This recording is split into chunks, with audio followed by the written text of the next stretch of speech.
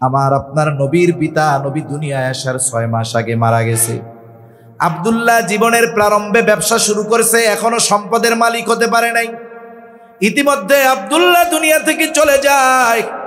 ওই জাহেলিয়াতের সময় Abdul Muttalib এমনটা বলে নাই, ও আমেনা তুমি মদিনায় তোমার বাবার বাড়িতে চলে যাও, কোনো সম্পদ নাই ওইখানে চলে যাও।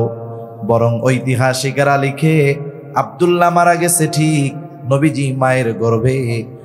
আব্দুল মুত্তালিব আমেনার প্রতি আরো বেশি যত্নবান হয়ে উঠেছে, আরো তার প্রতি মায়া হচ্ছে।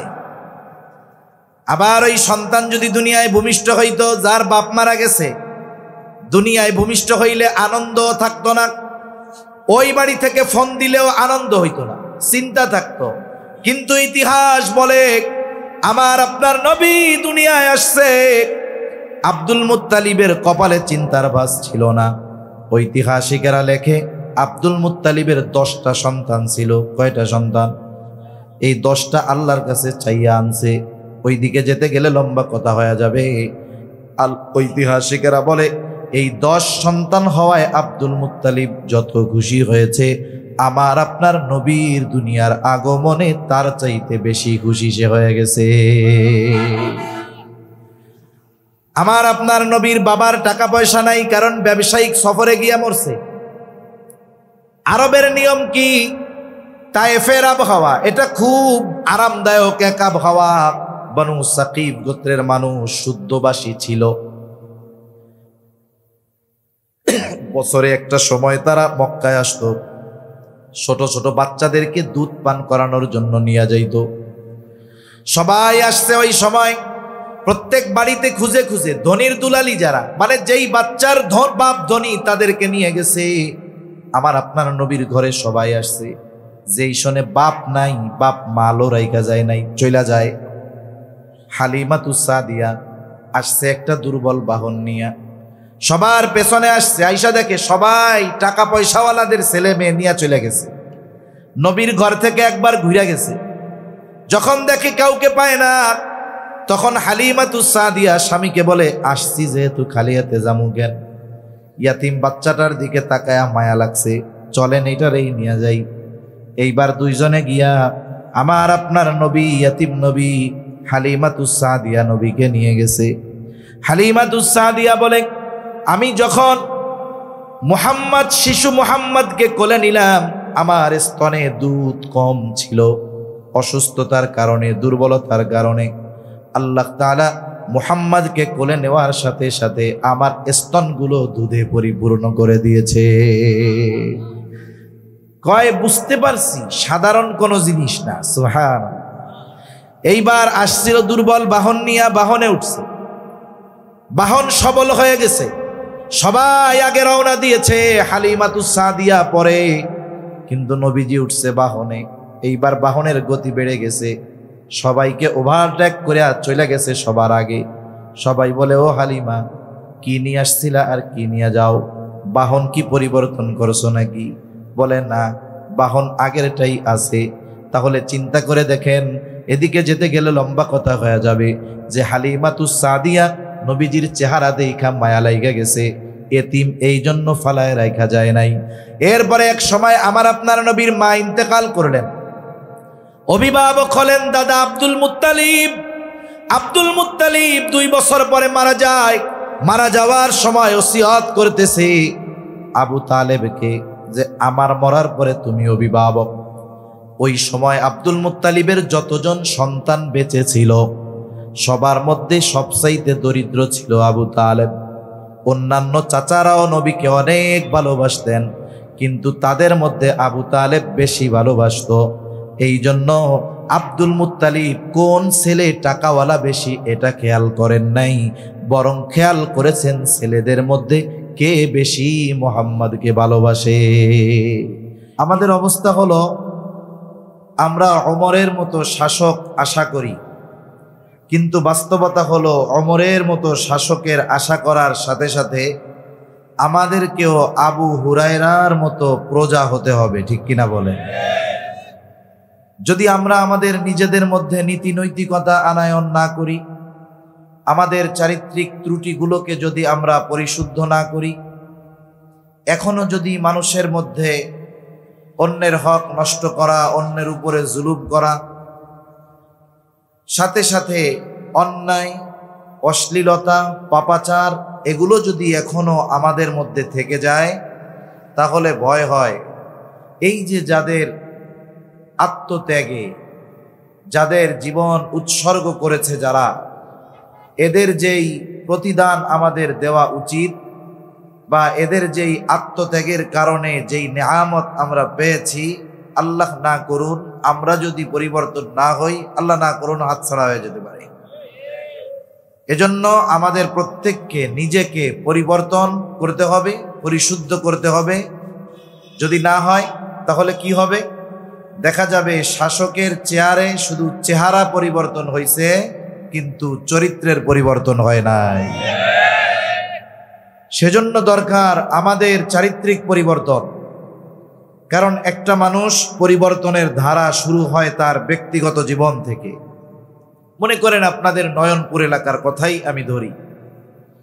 নয়নপুরের সব মানুষ যদি চারিত্রিক পরিশুদ্ধতা অর্জন করে, রাসূল আকরাম সাল্লাল্লাহু আলাইহি ওয়াসাল্লামের আদর্শকে ধারণ করে, সব মানুষ, বলেন তো এই নয়নপুর এলাকার মধ্যে কেউ দুর্নীতি করার, অপরাধ করার, চাঁদাবাজি করার, ছিনতাই করার দুঃসাহস করতে পারবে?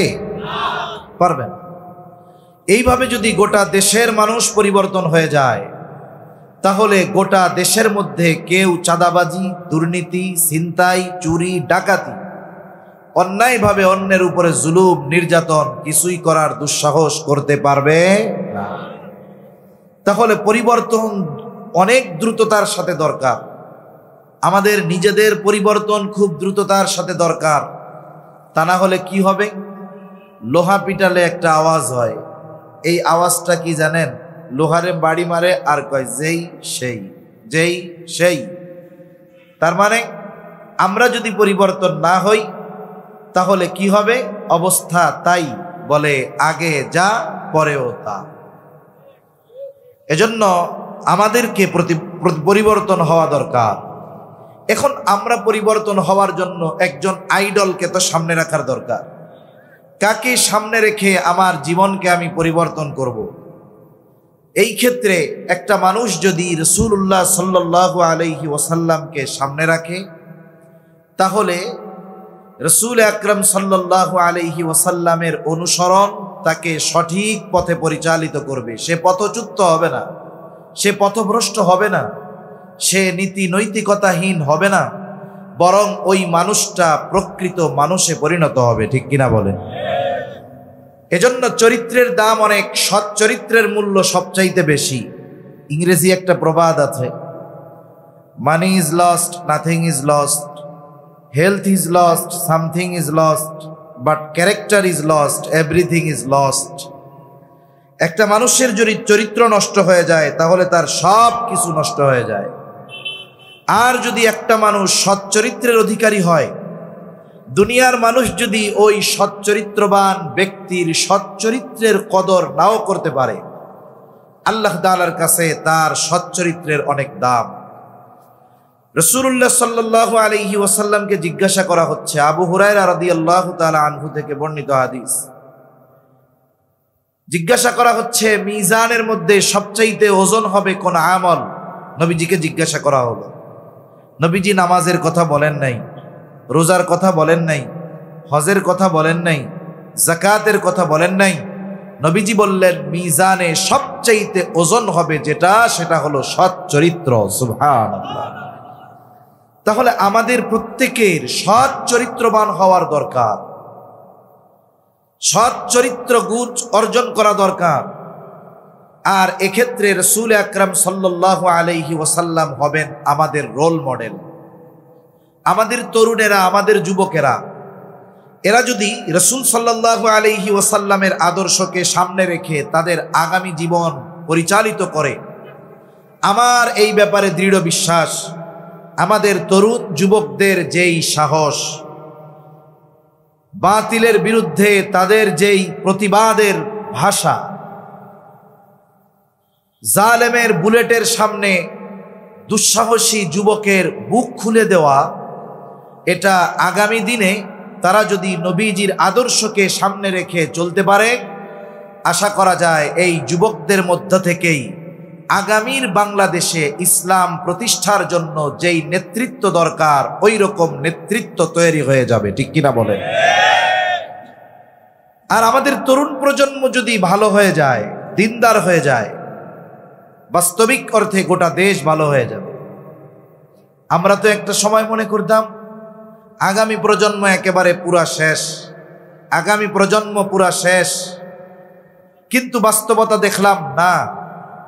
সময়ে সময়ে যাদের নিয়ে আমরা চিন্তা করি কিছুই হবে না, আল্লাহ তাআলা চাইলে এদের মাধ্যমেই সবকিছু করাতে পারেন। ঠিক কিনা?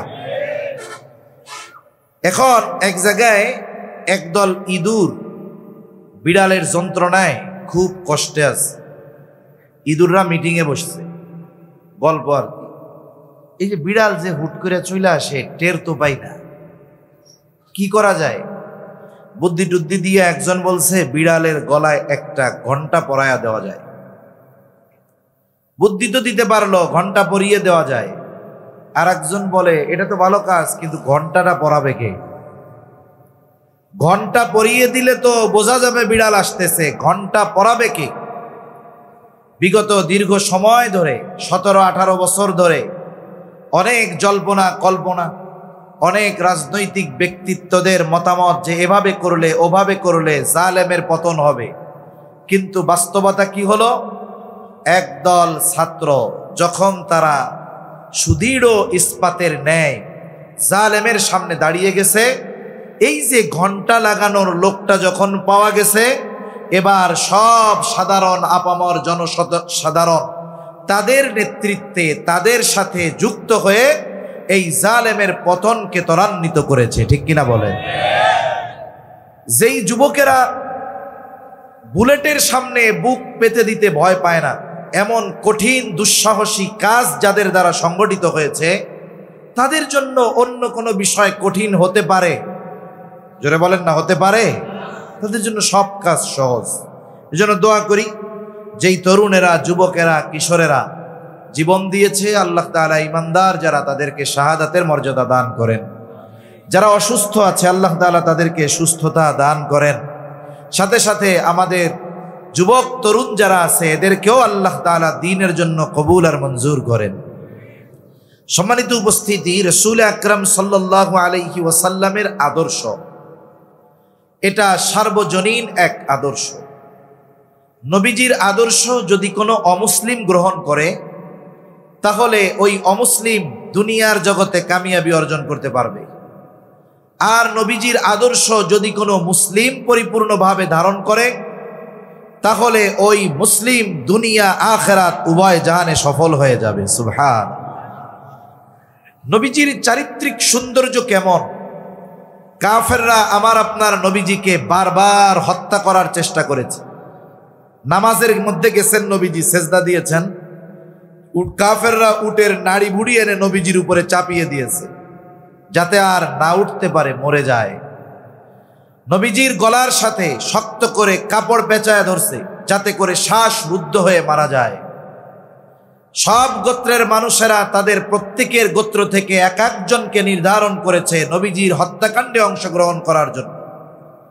এভাবে বারবার কাফেররা নবীজিকে হত্যার অপচেষ্টা করেছে, কিন্তু আমার আপনার নবীজির চারিত্রিক ব্যাপারে অপবাদ দেওয়ার দুঃসাহস তারা কখনো করতে পারে নাই।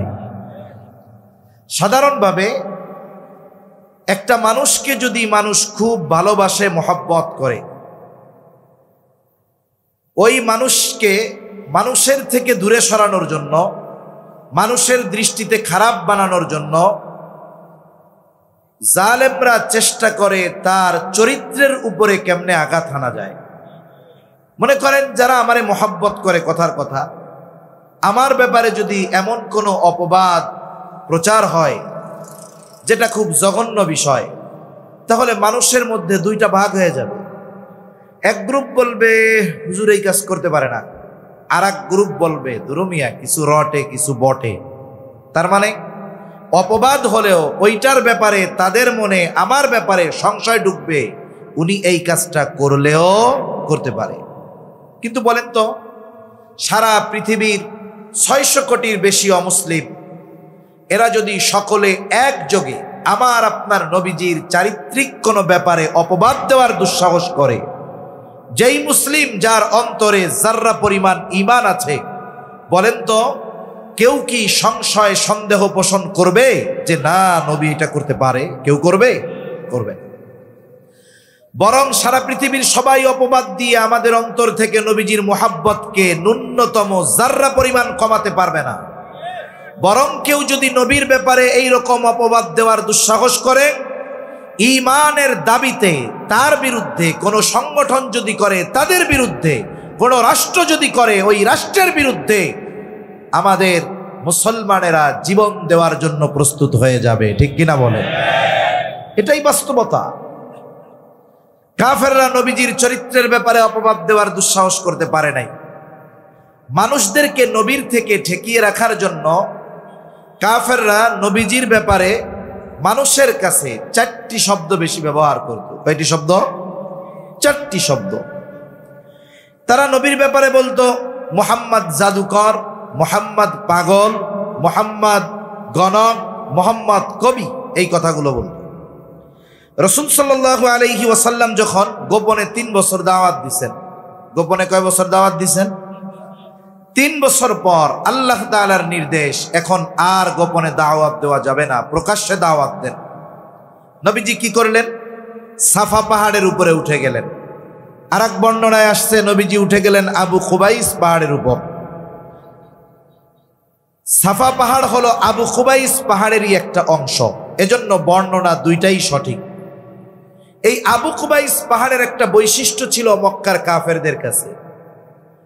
কোন ব্যক্তি যদি জুলুমের শিকার হতো, হোক সে আরবি, হোক সে অনারবি, হোক সে ধনী, হোক সে গরিব, হোক সে পরিচিত বা অপরিচিত, যেই হোক, আবু খুবাইস পাহাড়ের উপরে উঠে কোনো ব্যক্তি যদি মক্কাবাসীর কাছে কোনো ব্যাপারে সাহায্য চাইত, ব্যক্তিকে এটা দেখতো না, ওই পাহাড়ের সম্মানের কারণে ওই ব্যক্তির সাহায্যার্থে মক্কার মানুষ ছুটে আসতো, ডাকলেই চলে আসতো। নবীজি চিন্তা করলেন, তাইলে আমি সাফা পাহাড়ে উঠে, আবু খুবাইস পাহাড়ে উঠে সবাইকে একত্রিত করে একসাথে আল্লাহ তাআলার এই নির্দেশ, দ্বীনের দাওয়াত একত্রে সবার কাছে পৌঁছায়া দেই।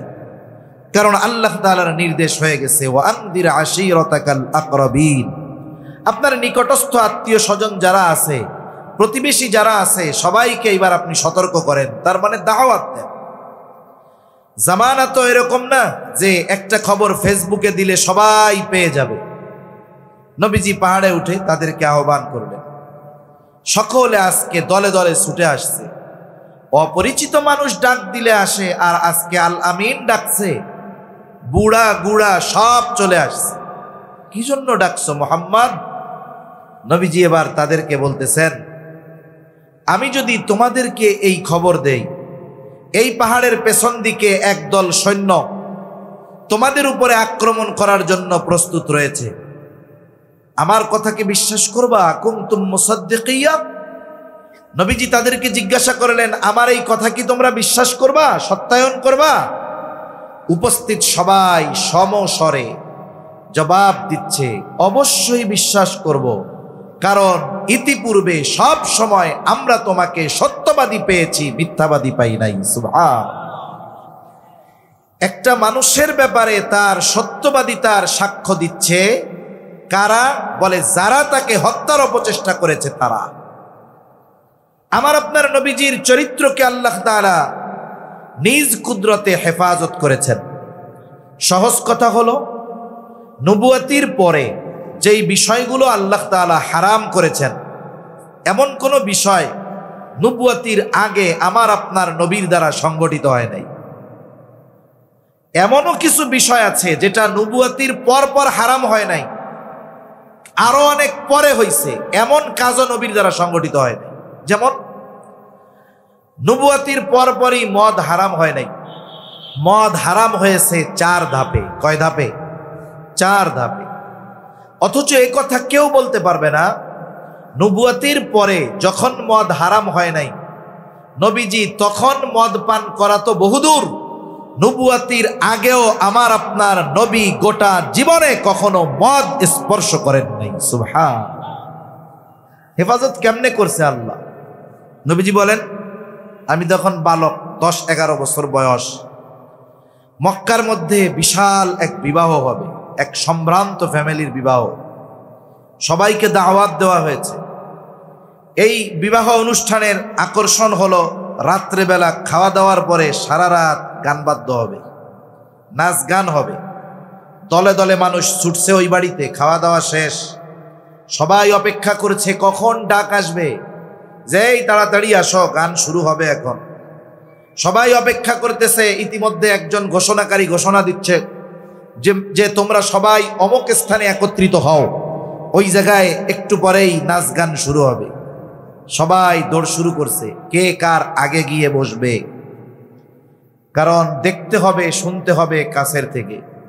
ওয়াজ মাহফিলে যদিও অনেক জায়গায় 15 বার বইলাও একটা মানুষকে পেছন থেকে সামনে আনা যায় না, কিন্তু এই ধরনের গোনার মজলিসে অনেক সময় 80 বছরের বৃদ্ধ 20 জনের ঘাড়ে পাড়া দিয়া সামনে আইসা এইরকম তাকায় দেখে। যদি আমার যুবক ভাইরা বলে, কি কাম করতেছেন, এটা কি ভালো কাম? তোরা তো বাইসা থাকলে দেখতে পারবি, আমার হায়াত শেষ, একটু দেখা লই। আছে না নাই এরকম? ডাকতেছে যে চলো, তাড়াতাড়ি চলো। নবীজি বলেন, আমার সাথে যারা, তারাও আমার ডাকতেছে, মুহাম্মদ তাড়াতাড়ি চলো, আগে না গেলে জায়গা পাওয়া যাবে। নবীজি বলেন, ওরা তো আমাকে ডাকতেছে, আর ইতিমধ্যে আমার গোটা শরীর অবশ হয়ে 2 চোখ জুড়ে ঘুম চলে আসছে। নবীজি বলেন, ওরা চলে গেল, আমি বাড়ির এক প্রান্তে এক পাশে শুয়ে পড়লাম, গভীর ঘুমে আচ্ছন্ন হয়ে গেলাম। সারা রাত পার হয়ে গেছি, আমার ঘুম ভাঙে নাই। সকালবেলায় সূর্যের আলো যখন আমার চোখের উপরে পড়লো, ঘুম ভেঙে গেল। আমি ঘুম থেকে উঠে দেখি কেউ কোথাও নাই। সারা রাত কি হয়েছে তার একটা আওয়াজও আমার কানে আসে না। যদি নবুয়াতির পরে যেই বিষয়গুলো হারাম করা হয়েছে, নিষেধ করা হয়েছে, ওই ধরনের কোনো কাজ যদি নবীজি নবুয়াতির আগে করতেন, তাহলে কাফেররা হয়তো আমার আপনার নবীকে বলতো, মুহাম্মদ তুমিও তো এক সময় এইগুলা করছো, এখন কেন মানা করো? কারণ আমাদের সমাজেও এইরকম আছে, অনেক যুবক আছে, তরুণ আছে, যৌবনকাল অন্যায় করে, অপরাধ করে, উলামায়ে কেরামের সাথে মহব্বত রাখে। এই যুবকটাকে উলামায়ে কেরাম খুব ভালো মতো তাশকিল করে বুঝায়া পাঠায় দিল, দাওয়াত ও তাবলীগের মেহনতে পাঠায় দিছে। চিল্লায় চলে গেছে, 1 চিল্লা, 2 চিল্লা, 3 চিল্লা দিয়া বাড়িতে আসছে। যেই যুবক গিয়েছিল দাড়ি ছাড়া, যখন এলাকায় ফিরছে, লম্বা দাড়ি, গেছিল খালি মাথায়, মাথায় এখন পাগড়ি, গেছিল শার্ট প্যান্ট পরে, এখন গায়ে লম্বা জুব্বা। এই ছেলেটা যখন চলে যায় বোঝা যায় না 4 মাস আগের ব্যক্তি আর এই ব্যক্তি মিলানো যায় না।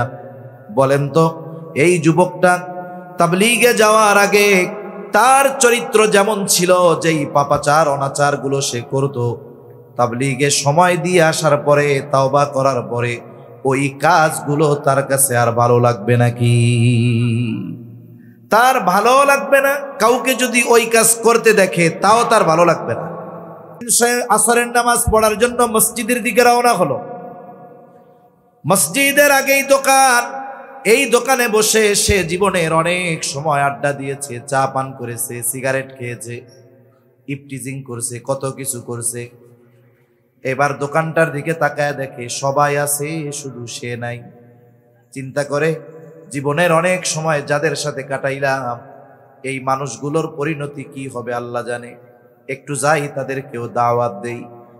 এইবার সে কাছে গিয়ে দাওয়াত দিচ্ছে, ও আমার ভাইয়েরা, ও আমার মুরব্বীরা, জীবন বড় সংক্ষিপ্ত, মরণ কখন চলে আসে বলা যায় না।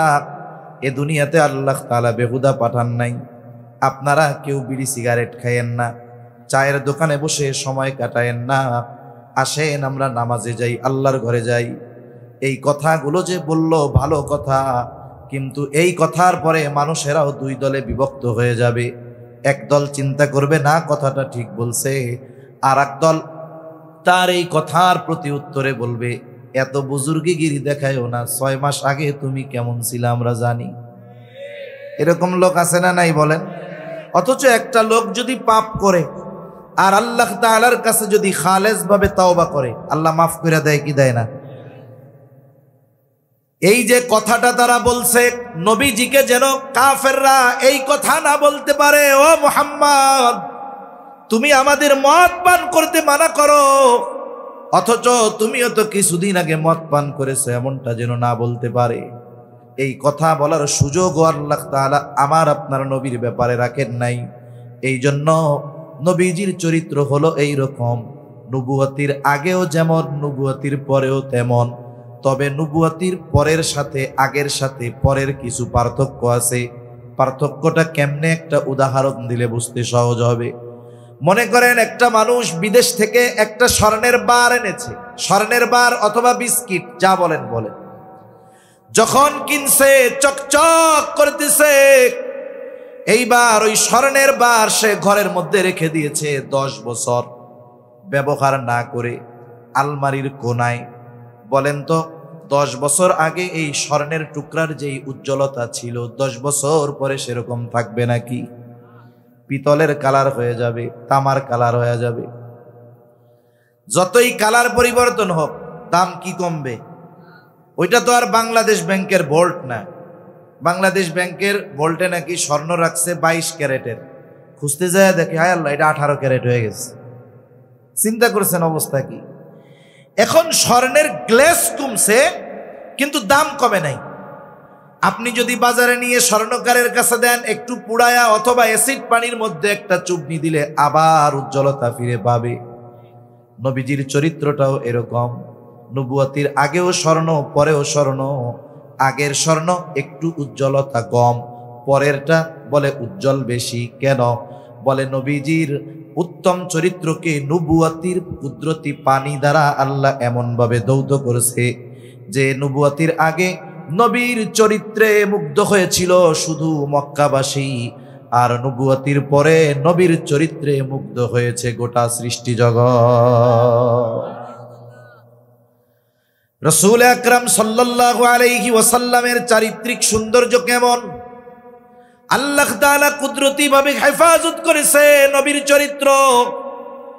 আফসোস লাগে নবীর দুশমন নবীকে হত্যার চেষ্টা করেছে, তবু নবীর চারিত্রিক ব্যাপারে অপবাদ দেওয়ার দুঃসাহস করে নাই। কিন্তু বর্তমান জামানার কিছু ইসলাম বিদ্বেষী মুসলমানের ঘরে জন্ম নিয়ে নবীজির চারিত্রিক ব্যাপারে অপবাদ দেওয়ার দুঃসাহস করে এমন বেয়াদব আছে না নাই? মনে রাখতে হবে, অপবাদ দেওয়ার মাধ্যমে নবীর সম্মান কমানো যাবে না। এরপরেও ওরা নবীর বিরুদ্ধে যেই সমস্ত বিষয় উত্থাপন করে অপবাদ দেওয়ার দুঃসাহস করে, এর মধ্যে একটা হলো তারা বলে নবীজি সম্পদ লোভী ছিল। নাউজুবিল্লাহ। এই জন্যই তো 25 বছরের যুবক 40 বছরের একজন নারীকে বিয়ে করছে, আবার যার আগে 2টা বিবাহ হয়েছে। অথচ ইতিহাস কি বলে? নবীজি সম্পদের লোভে বিয়ে করছে? খাদিজাতুল কুবরা রাদিয়াল্লাহু তাআলা আনহা, বরং খাদিজা রাদিয়াল্লাহু তাআলা আনহা নবীর চরিত্রে মুগ্ধ হয়ে বিবাহের প্রস্তাব ওনার পক্ষ থেকেই গেছে। খাদিজার বয়স তখন 37 বছর। এর আগে 2 জন স্বামী ওনার ইন্তেকাল করেছে। খাদিজা নিয়ত করছে আর বিবাহ শাদী করব না, এভাবে জীবন কাটায় দিব। পিতার কিছু সম্পদ, স্বামীদের কাছ থেকে পাওয়া কিছু সম্পদ, এগুলো দিয়ে তিনি ব্যবসা শুরু করে দিলেন। তিনি একজন বুদ্ধিমতী বিদুষী নারী ছিলেন, বিদুষী নারী, সফল একজন ব্যবসায়ী হয়ে গেলেন। বিভিন্ন বড় বড় জায়গা থেকে রাজা বাদশারা পর্যন্ত খাদিজাকে বিবাহের প্রস্তাব দিতে উনি নাকচ করে দিতেন। সফল একজন ব্যবসায়ী খাদিজা। শুধু তাই না, খাদিজার উপাধি ওই জাহেলিয়াতের সময়ের খারাপ মানুষগুলো দিয়েছিল তাহেরা, পুত পবিত্রা। খাদিজা 37 বছর বয়স। এই সময় সে তার ব্যবসার সবচেয়ে বড় কাফেলা পাঠাবে সিরিয়ায়। একজন বিশ্বস্ত মানুষ খুঁজতেছে কোথায় পাওয়া যায়। এক্সপোর্ট ইম্পোর্টের ব্যবসা ছিল খাদিজার। মক্কা থেকে সিরিয়ায় মক্কার যেই পণ্যগুলোর চাহিদা ওই পণ্যগুলো নিয়ে কাফেলা সিরিয়ার বাজারে বিক্রয় করত। আবার সিরিয়ার যেই পণ্যগুলোর চাহিদা মক্কায় ওই পণ্যগুলো সিরিয়া থেকে কিনে এনে খাদিজা মক্কার বাজারে বিক্রয় করা দেন। এটা ছিল তার ব্যবসা। এখন এই কাফেলার দায়িত্ব কাকে দেওয়া যায় সে খুঁজতেছে, কাউরে পায় না। আবু তালেব জানতে পারলো যে খাদিজা একজন বিশ্বস্ত মানুষ খুঁজতেছে কাফেলার দায়িত্ব দেওয়ার জন্য। আবু তালেব আমার আপনার নবীর কাছে এসে বলে, মুহাম্মদ, খাদিজা তো একজন বিশ্বস্ত মানুষ খুঁজতেছে, তুমি খাদিজার কাছে গিয়ে বলো যে ও খাদিজা, আপনি যদি আমাকে এই দায়িত্ব দেন তাহলে আমি এই দায়িত্ব নিতে রাজি আছি। চাচা বলতেছে তুমি গিয়ে বলো যে আমি দায়িত্ব নিতে চাই। আর নবী কি বলে, আমি দায়িত্ব চাইয়া নিতে পারবো না, যদি খাদিজা আমাকে প্রস্তাব দেয় তাইলে ভিন্ন কথা। কারণ দায়িত্ব চেয়ে নেওয়া আর দায়িত্ব চাপায়া দেওয়া দুটো বিষয় কিন্তু এক নয়। মনে করেন কোনো বিষয়ের দায়িত্ব যদি আমি আপনাদের কাছ থেকে জোর করে চেয়ে আনি, যেই দায়িত্বটা আমারে দেন, এখন ওই দায়িত্ব পালন করতে গিয়ে যদি কোনো ত্রুটি বিচ্যুতি হয়, আপনারা আমাকে জামাতবদ্ধ হয়ে বেশি কথা বলবেন, গুরু হুজুর ওনার কাম হইলো ওয়াজ করা, নামাজ পড়ানো, মাদ্রাসায় পড়ানো, ওনার এই দায়িত্ব নিতে কইছে কে? তার মানে আমি যদি দায়িত্ব চেয়ে নেই আর যদি ওই দায়িত্ব পালনে ত্রুটি বিচ্যুতি হয়ে যায়, স্বাভাবিক আপনারা বেশি কথা বলবেন, এটাই স্বাভাবিক। কিন্তু আপনারা যদি আমার উপরে জোর করে দায়িত্ব চাপায়া দেন, তাহলে যদি কোনো ত্রুটি অনাকাঙ্ক্ষিত হয়ে যায়, আপনারা কিছু বলার আগে আমি জোর গলায় বলবো, দায়িত্ব দিছেন কেন? ঠিক কিনা বলেন? আমি কি চাইছি, দিছেন কেন? এজন্য দায়িত্ব দেওয়া আর দায়িত্ব চেয়ে নেওয়া এক নয়। আবু তালেব চলে গেছে খাদিজার কাছে গিয়ে বলে, ও খাদিজা, আপনি নাকি এমন একজন ব্যক্তি খুঁজতেছেন, আমার ভাতিজা যদি মুহাম্মদ এই দায়িত্ব নেয় কেমন হয়? খাদিজা চিন্তা করছিল মুহাম্মদ মনে হয় এই দায়িত্ব নিবে না। কিন্তু যখন চাচার মুখে এই কথা শুনছে, খাদিজার চেহারা থেকে চিন্তার ছাপ দূর হয়ে গেছে। বলে, মুহাম্মদ যদি এই কাফেলার দায়িত্ব নেয়, এর চাইতে উত্তম আর কোনো কিছুই হতে পারে না। তা খাদিজারও আগ্রহ আছে। এই সুযোগে আবু তালেব বলে যে আপনি যদি ওনারে প্রস্তাব দেন দায়িত্ব নেওয়ার ব্যাপারে, তাইলে হয়তো দায়িত্ব নিতে পারে। খাদিজা কি বলে? খাদিজা বলতেছে, আবু তালেব, মুহাম্মদ ব্যতীত অন্য কারো ব্যাপারে যদি আপনি এই কথা বলতেন, কখনোই আমি অন্য কাউকে প্রস্তাব দিতাম না। কিন্তু যেহেতু মুহাম্মদ, আমার কোনো অসুবিধা নেই। এইবার খাদিজা আমার আপনার নবীকে প্রস্তাব দিলেন। নবী যখন দায়িত্ব চাপায়া দেওয়া হলো, অফার করা হলো, দায়িত্ব নিলেন, কাফেলা রওনা হয়ে যাবে। এই কাফেলার খেদমতের জন্য একজন ব্যক্তিকে নিয়োগ দেওয়া হলো, তার নাম হলো মাইসারা। খাদিজার এত বিশ্বস্ত একজন গোলাম যে তাকে বলা হতো খাদিজার চোখ। তার মানে তার দেখা আর খাদিজার দেখা সেম, এত বিশ্বাস করতো খাদিজা তাকে। খাদিজা বইলা দিল, মাইসারা, পুরা জামাতের সকলের খেদমতের দিকে খেয়াল রাখবা, খেদমত করবা, বিশেষ করে মুহাম্মাদের ব্যাপারে বেশি খেয়াল রাখবা। সফর শুরু হয়েছে। নবীজি মক্কা থেকে যেই পণ্যগুলো সিরিয়ায় নিয়ে গেছেন, ওইগুলো প্রায় দ্বিগুণ লাভে বিক্রয় করছে।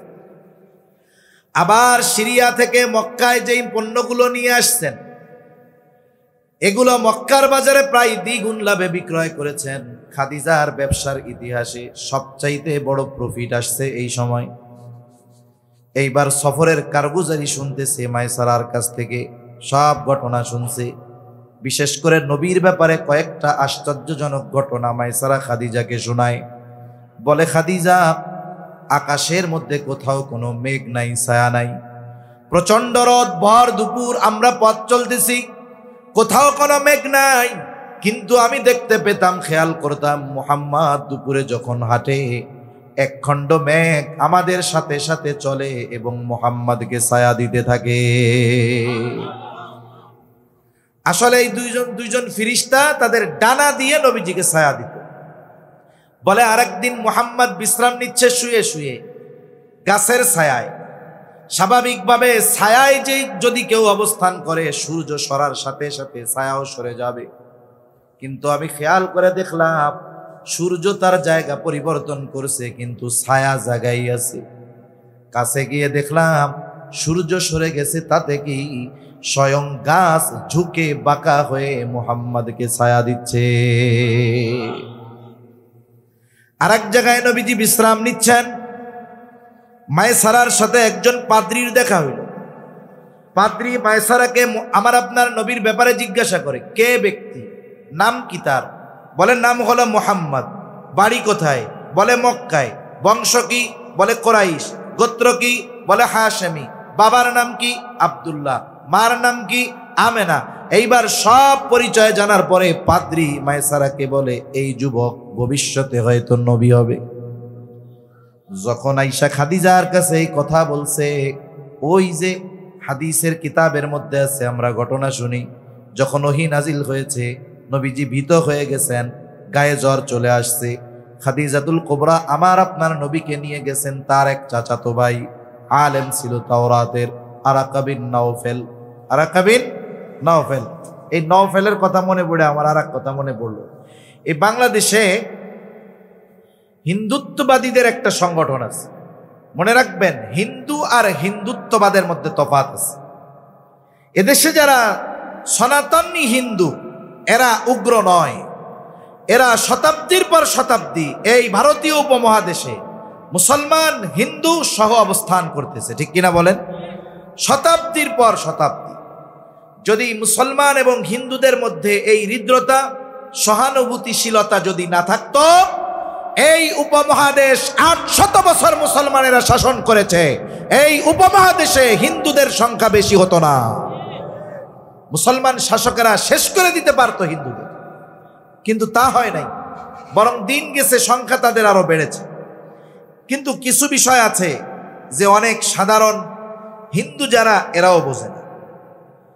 দাঙ্গা সৃষ্টি করার জন্য বর্তমান দুনিয়ায় ইহুদিদের পেইড এজেন্ট, হিন্দুদের লেবাসে যেই হিন্দুত্ববাদী সংগঠন আছে, এটার নাম হলো ইসকন।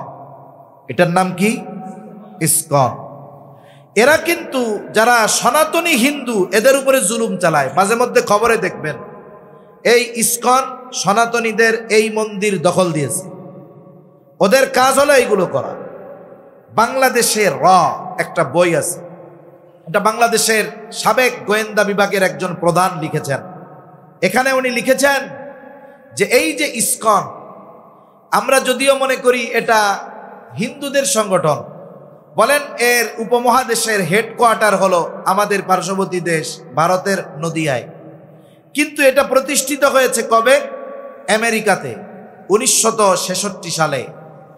যিনি এই সংগঠন প্রতিষ্ঠা করেছেন তিনি হিন্দু ধর্মে দীক্ষিত নয়, তিনি আমেরিকায় লেখাপড়া করেছেন এবং ওইখানে ওনার ইহুদিদের সাথে অনেক সম্পৃক্ততা, মোহাব্বত, ভালোবাসা ছিল। ইহুদিদের ফর্মুলা অনুসরণ করে হিন্দুত্ববাদের লেবাসে, ইহুদিদের পরামর্শে এই ইসকন পরিচালিত হয় এবং ওরা যেখানেই যায় শান্তি, মানুষের অগ্রগতি, মানুষের মধ্যে যে সহানুভূতিশীলতা, এগুলোকে বিনষ্ট করার পায়তারা ওরা করে, ঠিক কিনা বলেন? এদেরকে লাই দেয় কারা, প্রমোট করে কারা? ওরা এত সাহস পাইতো না। যারা প্রমোট করেছে অতীতে, এদের মধ্যে একজনের নাম হলো নওফেল। চিনেননি সেই নওফেল? চিটাগাং বাড়ি তার, শিক্ষা প্রতিমন্ত্রী ছিল। ইসকনের মন্দিরে গিয়ে গেরুয়া পতাকা গলায় ঝুলিয়ে সে খুব গর্বের সাথে বলেছিল, আমি ইসকনের প্রতিষ্ঠানে পড়ালেখা করেছি। তার মানে আমরাও খবরে দেখলাম এই যে চট্টগ্রামে ওই উগ্র জঙ্গি হিন্দুত্ববাদ প্রতিষ্ঠা করতে চায় যেই সংগঠন ইসকন, ওরা এই যে উস্ফালন ওদের, লাফালাফি ওদের, এর পেছনে ইন্ধন যোগাচ্ছে এই নওফেল। এই নওফেল ইন্ধন জুগিয়ে একটা দাঙ্গা লাগানোর চেষ্টা করতেছে। দাঙ্গা লাগাতে পারলে কয় লাভ? এক লাভ হলো ভারতের ফুল সাপোর্ট পাওয়া যাবে।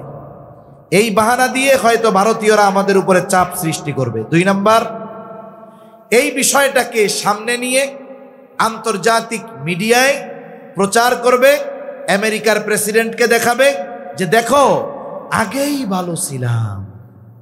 কি বলবে? আগেই ভালো ছিলাম, দেখো কি করতেছে, মাইরা আমাকে শেষ করে দিতেছে। মনে রাখবেন, মানুষ অনেক সময় প্রতিপক্ষকে ফাঁসানোর জন্য নিজের ঘরে আগুন দিতেও দ্বিধাবোধ করে না। এজন্য আমরা যারা মুসলমান আছি আমাদেরকে সতর্কতার সাথে অগ্রসর হতে হবে। একটা কথা বলার সাথে সাথেই অ্যাকশনে যাওয়া যাবে না।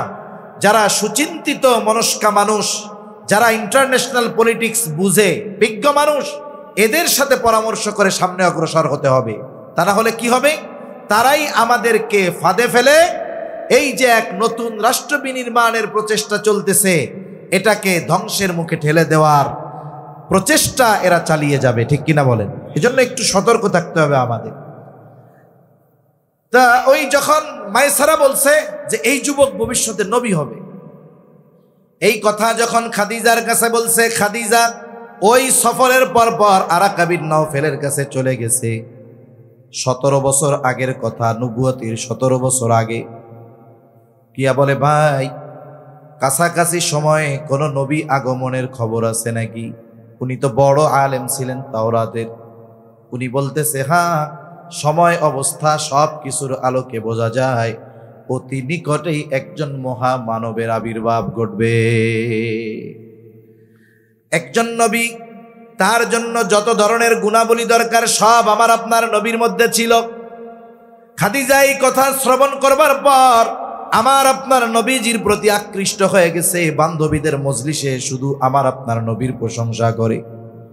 বান্ধবীরা বলে, খাদিজা এত মুহাম্মাদের কথা বলো কেন?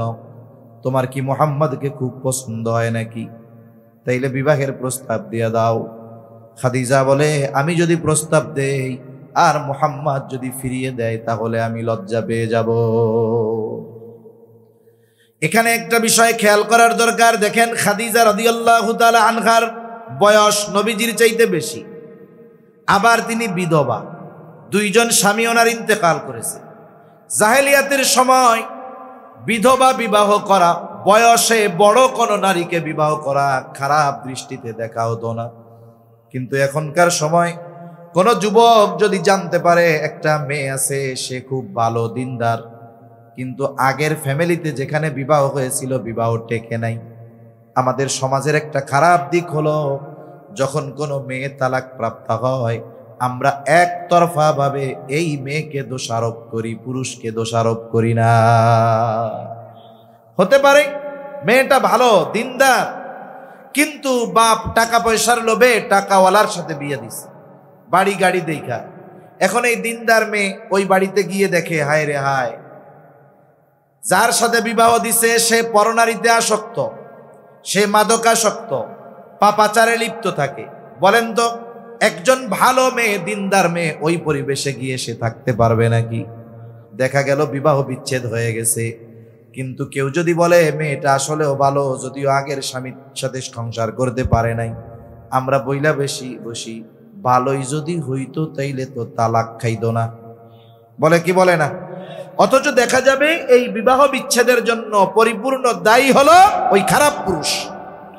এজন্য আমরা একজনের বিষয়ে শুনলেই মন্তব্য করব না, আগে যাচাই বাছাই করব। তা মনে করেন এক যুবক জানতে পারছে মেয়েটা খুব ভালো দিনদার মুত্তাকি, কিন্তু খারাপ ছিল স্বামীটা আগের, এই জন্য সম্পর্ক শেষ, তালাক প্রাপ্ত, ইদ্যৎকালীন সময় শেষ। ছেলের পরিবারও খুব দিনদার। এখন ছেলে আইসা মা বাপ দুইজনরে বলতেছে, আপনারা তো বিবাহ দেওয়ার জন্য মেয়ে খুঁজতেছেন, আমি তো একটা মেয়ের সন্ধান পাইছি। কই পাইছ? কয় আমাদের রাকিব বিন রজব সিদ্দিকী হুজুর খোঁজ দিছে, একটা মেয়ে আছে, সেই মেয়েটা আগে একজনের সাথে বিবাহ হয়েছিল, লোকটা ভালো না কিন্তু মেয়েটা খুব ভালো, এরে আমি বিয়া করতে চাই। দেখবেন এই কথা বলার সাথে সাথে ওই দিনদার ছেলের দিনদার মা বাপ স্ট্রোক করে বসবে, তুই আমার ইজ্জত খেয়া দিবি রে, এই ডিভোর্সি বিয়া করবি, বিধবা বিয়া করবি। তাহলে দেখেন আমাদের সমাজে বিধবা বিবাহ করাকে খারাপ দৃষ্টিতে দেখা হয়। আবার যদি কোনো মেয়ে বয়সে বড় হয়, কেউ যদি বিবাহ করে, বন্ধু বান্ধব বলবে, দোস্ত এটা নাকি ভাবি কমু না দাদি কমুডের ভাই না।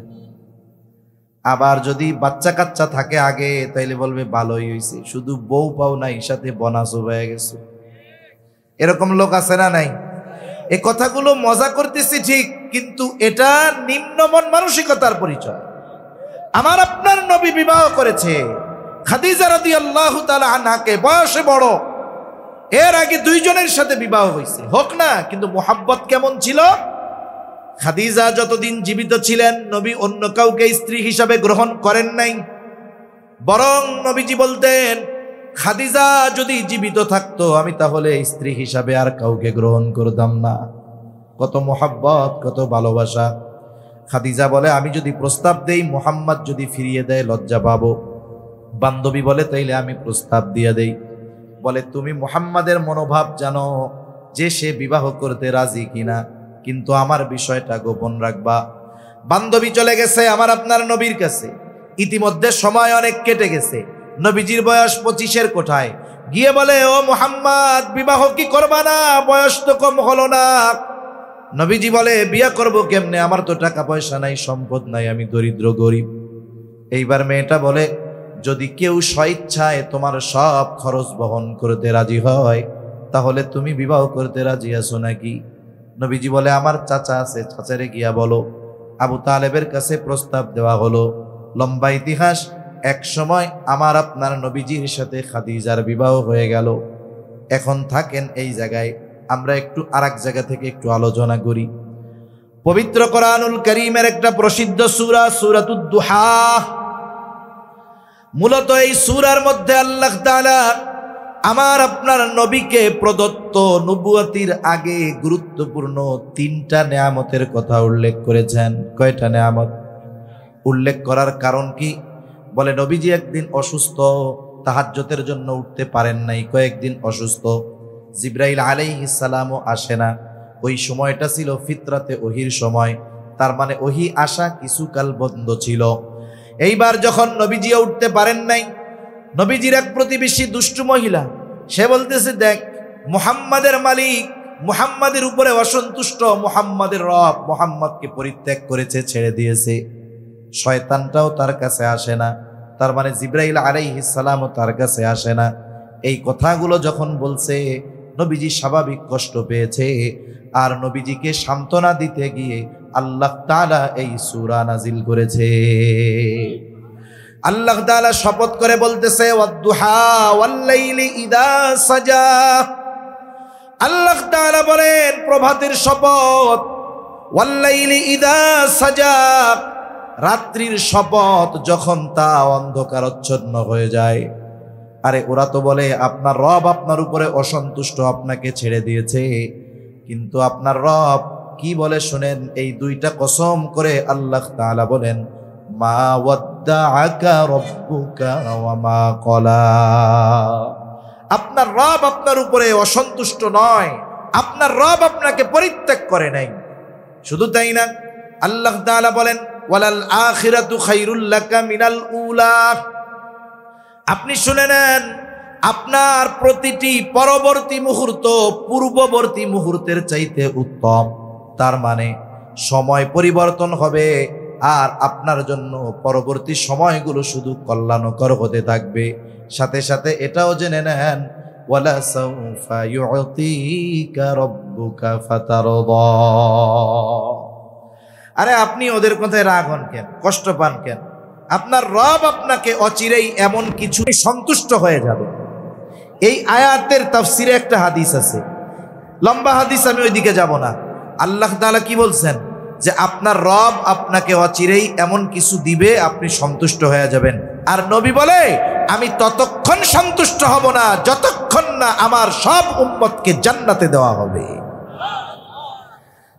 এরপরে আল্লাহ তাআলা কেমন যেন বলেন হাবিব আমি আপনাকে নবুয়ত দেওয়ার আগে ভুলি নাই, নবুয়ত দেওয়ার আগে ছেড়ে দেই নাই, আর নবুয়তি দিয়া এত বড় জিম্মাদারি আমি আল্লাহ আপনাকে দিয়া ছেড়ে দিব, এটা হতে পারে না। শুইনা নেন, আপনারে আমি নবুয়ত দেওয়ার আগে কত যত্ন করেছি। আল্লাহ তাআলা এবার বলেন আলাম ইয়াজিদিকা ইয়াতীমান ফাআওয়া। আরে ওরা বলে আমি আপনার উপরে অসন্তুষ্ট, আপনারে ছাইড়া দিছি। আরে ওই যখন ইয়াতিম ছিলেন তখনও আপনারে ছাড়ি নাই। সুবহানাল্লাহ বলেন। আল্লাহ তাআলা বলেন, আলাম ইয়াজিদিকা ইয়াতীমান ফাআওয়া, তিনি কি আপনাকে ইয়াতীম অবস্থায় পায় নাই?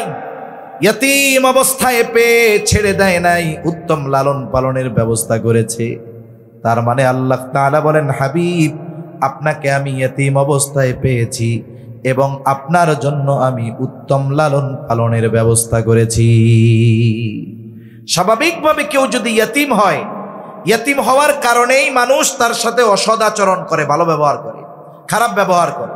কিন্তু আমার আপনার নবী ইয়াতীম ছিলেন ঠিক, ইয়াতীম হওয়ার কারণে কেউ আমার আপনার নবীর সাথে খারাপ আচরণ করে নাই। অনেক সময় কি হয়, একটা মেয়ে প্রেগন্যান্ট, শ্বশুর বাড়িতে আছে, আল্ট্রাসোনোগ্রাম করছে, দেখছে যে ছেলে হবে। বলেন তো, ছেলের খবর যদি দাদা শুনে খুশি হয় না বেজার হয়? 70 বছরের দাদারও তখন মনে হয় যে আমি যুবক হয়ে যাইতেছি, আমার খেলাধুলার লোক আসতেছে। দাদিও খুশি হয়, দাদি যদিও মহিলা, কিন্তু যেই শুনে পোলার পোলা হবে সেও খুশিতে লাফায় ওঠে। এখন ডেলিভারির বাকি আছে 1 মাস, হঠাৎ করে ওই যে সন্তান গর্ভে ওর বাপ মারা গেছে। বলেন তো, ছেলে হবে এই খবর শুনে দাদা যত খুশি হয়েছিল, এখন ওনার ছেলে যখন মারা গেছে খুশি আর আসেনি?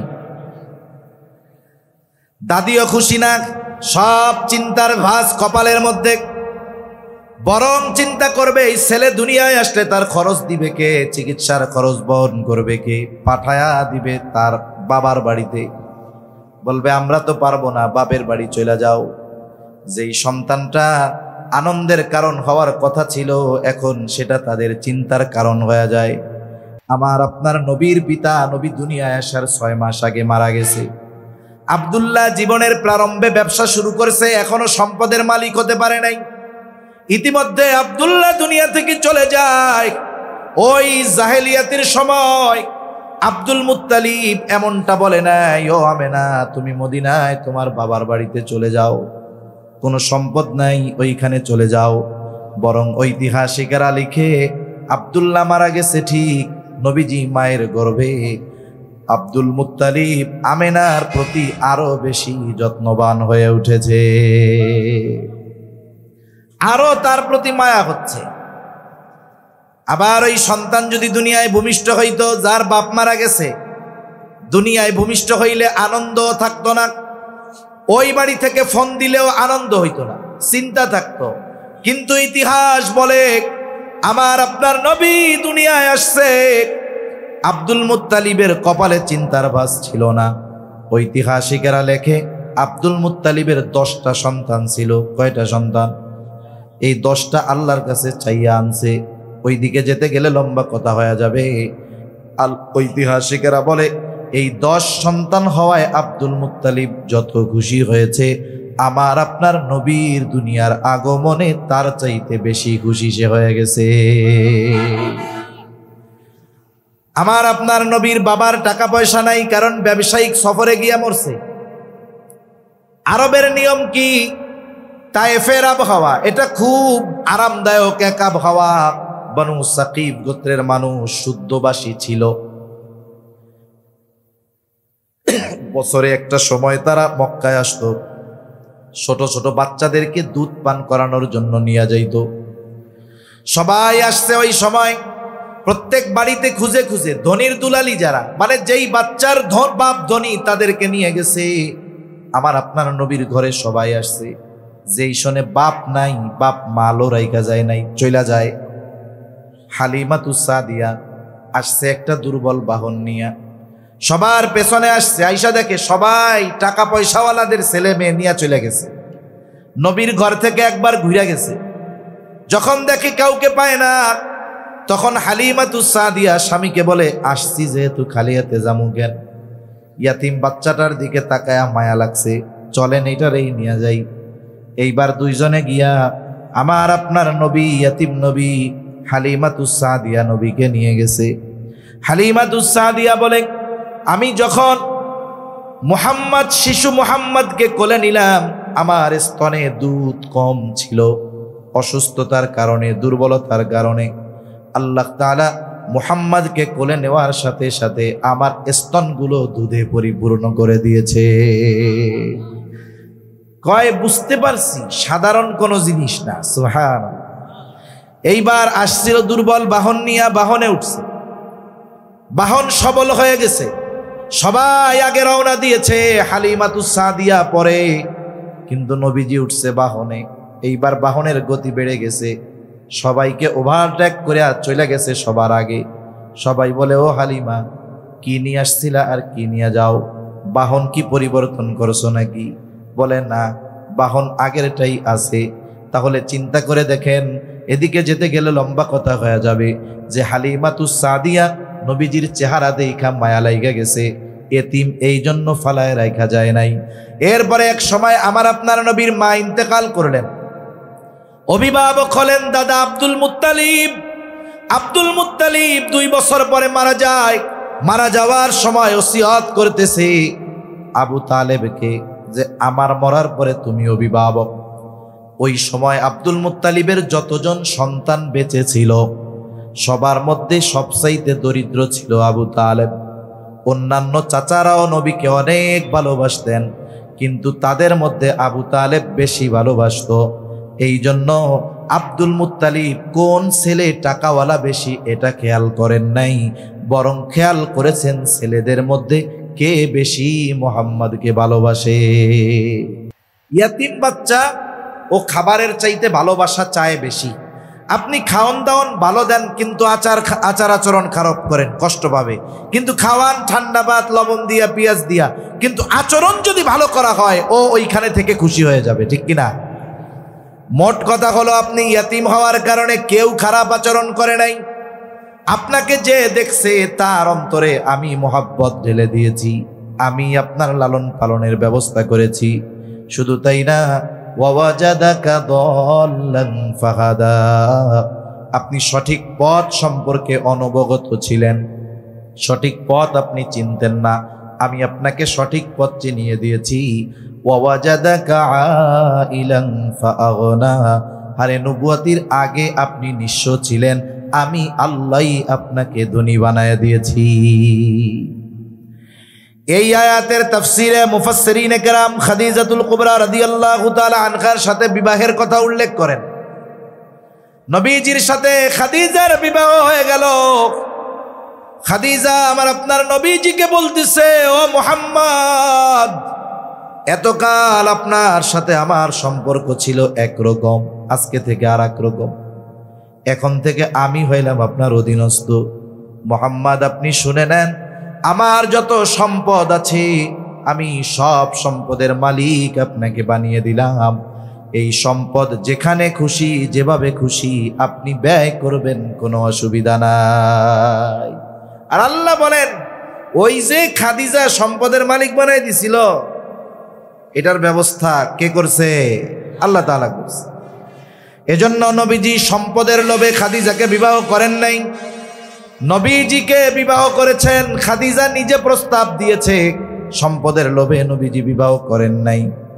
নবীর ব্যাপারে একটা অপবাদ দেয়, আর একটা অপবাদ দেয় যে নবীজি নিজের পুত্রবধূকে বিবাহ করেছে। নাউজুবিল্লাহ। হযরত যায়েদ রাদিয়াল্লাহু তাআলা আনহু, উনি প্রথমে খাদিজা রাদিয়াল্লাহু তাআলা আনহুর গোলাম ছিলেন। যায়েদকে কিনে আইনা দিছে বাজার থেকে খাদিজার এক ভাই। যায়েদ গেছে হারায়া, আর একদল দুষ্টু মানুষ যায়েদ রে পেয়ে বাজারে নিয়ে গোলাম হিসাবে বিক্রয় করে দিছে। এখন এই বাচ্চা গোলাম রে কিনে আইনা খাদিজার এক ভাই খাদিজারে হাদিয়া দিছে।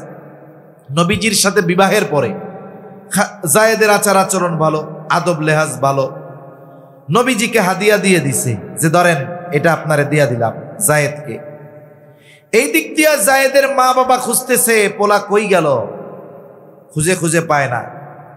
এই যে ইদানিং দেখতেছি, প্রায় দেখি বাচ্চা হারাইতেছে, ছোট বাচ্চারা হারিয়ে যাচ্ছে, হয়তো অপহরণকারী নিয়ে যাচ্ছে। এটা একটা কঠিন বিষয়। এজন্য আপনারাও আপনাদের বাচ্চাদের উপর একটু খেয়াল রাখতে হবে, নজর রাখতে হবে, সতর্ক থাকতে হবে, ঘরের বাইরে গেলে খেয়াল করতে হবে।